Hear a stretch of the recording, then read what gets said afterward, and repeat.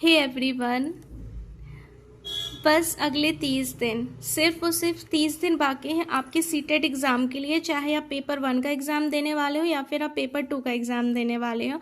और सीटेट का exam qualify करना it's very important, because CTET यदि आपका क्वालिफाई होगा तो आप अपकमिंग एग्ज़ाम देने के लिए एलिजिबल हो जाओगे। तो यदि आपने अभी तक कुछ भी नहीं पढ़ा तो आप बिल्कुल सही जगह आए हो, क्योंकि आज मैं आपको 30 डेज़ में पूरी स्ट्रेटजी शेयर करने वाली हूँ कि आप इस 30 डेज़ में कैसे, कहाँ से, क्या सब्जेक्ट पढ़ोगे और लास्ट जो हमारे 30 डेज बचे हैं उनमें अब हमें क्या करना है। यदि गाइस आप पेपर 1 की तैयारी करो, चाहे आप पेपर 2 की तैयारी करो, ये दोनों के लिए बहुत ज़्यादा हेल्प करने वाली है, क्योंकि मैंने दोनों सब्जेक्ट के बारे में बताया है एंड किस टॉपिक को कहाँ से पढ़ना है, किस टीचर से पढ़ना है, कौन सी बुक से हमें पढ़ना है, कहाँ से PYQ लगाना है, सारी चीज़ें आज मैं इस वीडियो में डिस्कस करने वाली हूँ। तो वीडियो को लास्ट तक देखना।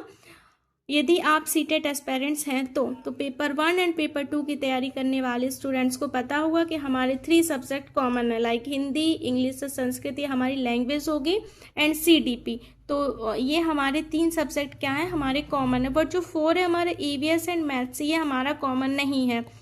जिनका आर्ट्स बैकग्राउंड होगा उनका सोशल होगा, एंड जिनका साइंस बैकग्राउंड है उनका साइंस एंड मैथ्स होगा। मीन्स टू से जिसने BA किया होगा वो SST करेगा या कॉमर्स लिया होगा, बाकी जिन्होंने BSc कर रखा होगा वो साइंस यानी मैथ्स देंगे। ओके, तो ये तो पेपर 2 की बात हो गई।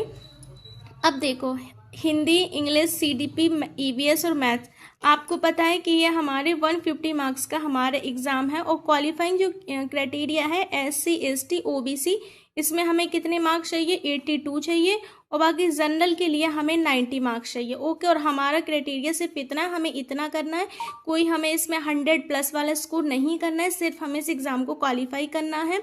अब 30 दिन बहुत कम होते हैं गाइस, लेकिन इन कम दिनों में हमें कुछ कुछ चीज़ें ऐसी हैं जो हमें इंपॉर्टेंट चीज़ें पढ़नी है।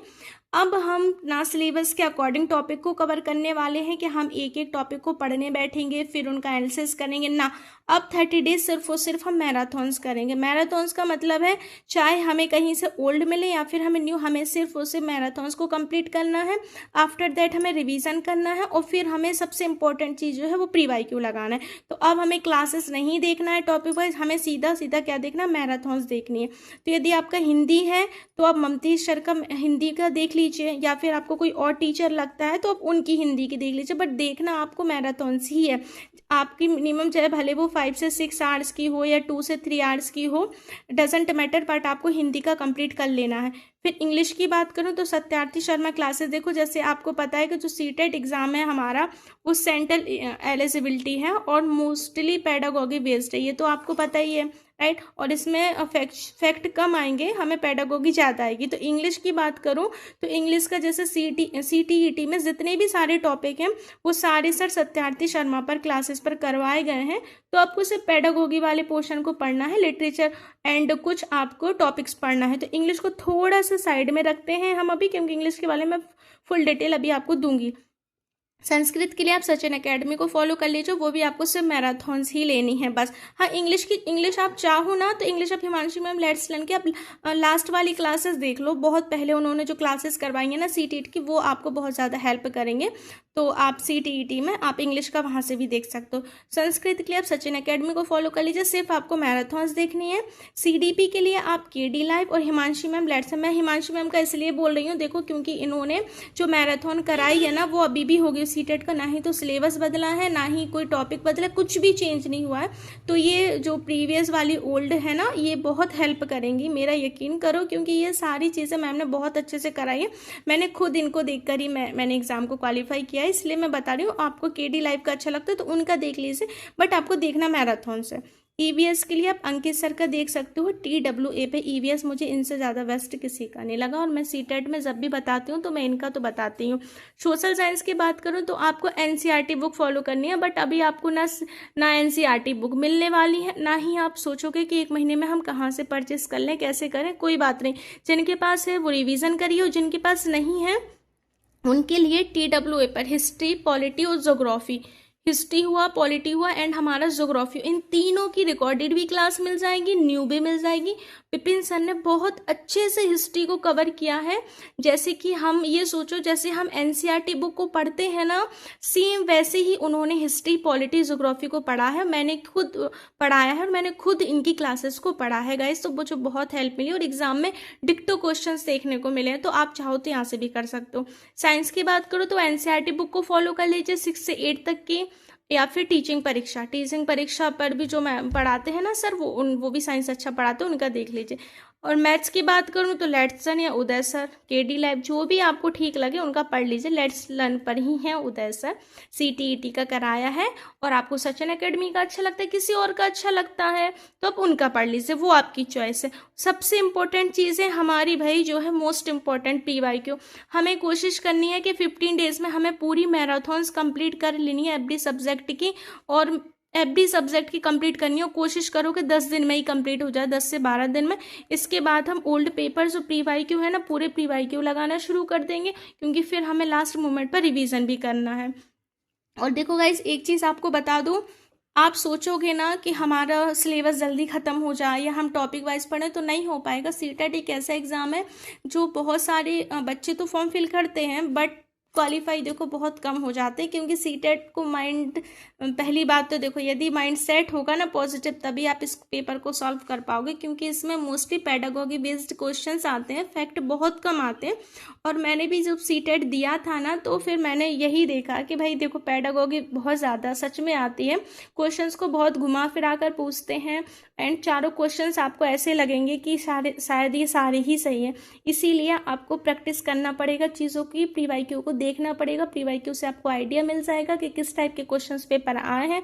हो सकता है बहुत सारे स्टूडेंट्स ने पहले भी लिया होगा या पहले भी इसका एग्ज़ाम दिया होगा एंड बहुत सारे बच्चे पेड्स भी पढ़ रहे होंगे, आई डोंट नो, बट ये उन लोगों के लिए भी है जिनको चाहे वो पेड क्लासेस ले रखी हो उन्होंने या फिर नहीं ले रखी हो, बट आपको मैं सिर्फ 30 डेज में फ्री रिसोर्स से सारी चीज़ों के बारे में बता रही हूँ कि आप 30 दिन में अब आगे क्या कर सकते हो। क्योंकि अब आपके पास ना कोई देखो सच बताऊँ तो एक एक टॉपिक को पढ़ने का ना तो आपके पास समय है और ना आप अपने समय को वेस्ट कीजिए, मैं बिल्कुल बोल रही हूँ।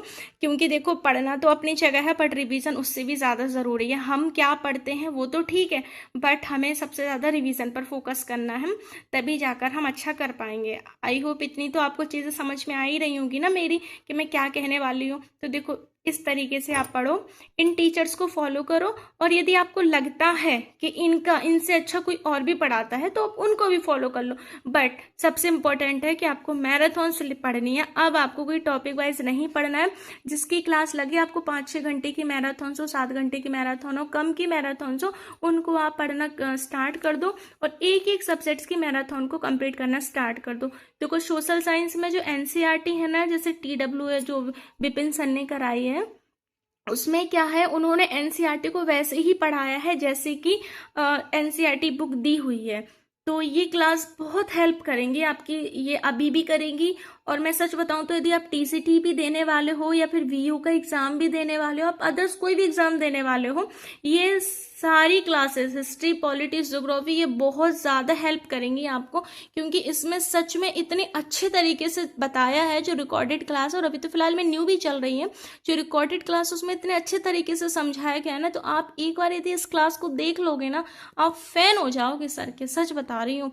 जो PCS लेवल के जो टीचर्स पढ़ाते हैं ना, मुझे इनका बहुत अच्छा लगा, क्योंकि मैंने PCS लेवल्स के बहुत सारे टीचर्स को पढ़ा हुआ है, हिस्ट्री, पॉलिटी, क्योंकि मैं खुद आर्ट्स बैकग्राउंड से हूँ, SST मेरा सब्जेक्ट रहा है, तो हिस्ट्री, पॉलिटी, ज्योग्राफी मैंने भी सब चीज़ें पढ़ी। हालांकि जब मेरे पास बुक्स नहीं थी, बट नेक्स्ट वीडियो में मैं आपको बुक्स वगैरह सारी चीज़ों के बारे में क्लियरली इन्फॉर्म कर दूँगी, बता ही दूँगी कि देखो ये मेरी बुक्स हैं।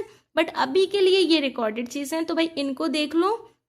साइंस के लिए भी आप वही सारी चीज़ें हैं, राइट। और PYQ तो आपको क्या करना है, 30 डेज में आपको अपना ऐसा प्लान बनाना है कि कुछ दिन मेरे को ये सब्जेक्ट पढ़ने हैं और एक दिन में मिनिमम उसे 2 आवर्स देना है हिंदी, 1 आवर्स 1 आवर्स हिंदी के लिए दे दीजिए, 1 आवर्स इंग्लिश के लिए दे दीजिए, संस्कृत के लिए दे दीजिए। यदि आप 1 आवर्स भी दे रहे हो ना तो 4 से देखो 5 आवर्स, 5 से 6 आवर्स तो आपको देने ही देने पड़ेंगे, तब जाके आप सीटेट एग्ज़ाम क्वालिफाई कर पाओगे। और सीटेट एग्ज़ाम क्वालिफाई करना गाइस बहुत ज़्यादा ज़रूरी है, सच बता रही हूँ। लास्ट 30 डेज़ में इतनी मेहनत कर लो बिना किसी की बातों को सुने और इग्नोर करके, देखो एग्ज़ाम बार बार नहीं आएगा। और सीटेट के बाद आपको आने वाले दूसरे एग्ज़ाम को भी देना है। ओके, ये सीटेट तो सिर्फ हमारी फर्स्ट सीढ़ी है, और इसके बाद हमें दूसरा एग्ज़ाम भी देना है, तो हम उसके लिए अच्छे से प्रिपेयर हो पाए, है ना। तो बस आज की वीडियो में इतना ही, मिलेंगे हम नेक्स्ट वीडियो में किसी न्यू इन्फॉर्मेशन के साथ। हाँ, सीटेट से रिलेटेड जितनी भी बुक्स मेरे पास है मैं उनका रिव्यू दे दूँगी, स्पेशली फॉर एसएसटी मैंने सनी सर का खरीदी थी, बट मैं उनका भी रिव्यू दे दूँगी। प्रीवाईक्यू पेपर का रिव्यू भी मैं आपको दे दूंगी। इनफ जो नेक्स्ट वीडियो आएगी वो सीटेट की बुक लिस्ट के ऊपर आएगी कि मेरे पास कौन सी बुक्स थी, और यदि आपके पास है तो वो आपको रिवीजन करने में काफ़ी हेल्प करेंगी। तो अगले 30 दिन आप क्या करने वाले हो, सिर्फ मैराथन्स पढ़ने वाले हो प्लस प्रीवाईक्यू करने वाले, लास्ट में हम रिवीजन करेंगे। ओके, इतनी सी बात थी। वीडियो अच्छा लगे तो प्लीज़ लाइक कीजिए, कमेंट कीजिए, सब्सक्राइब कीजिए, शेयर कीजिए चैनल को। हो सकता है कि आपके शेयर से किसी और की भी हेल्प हो जाए।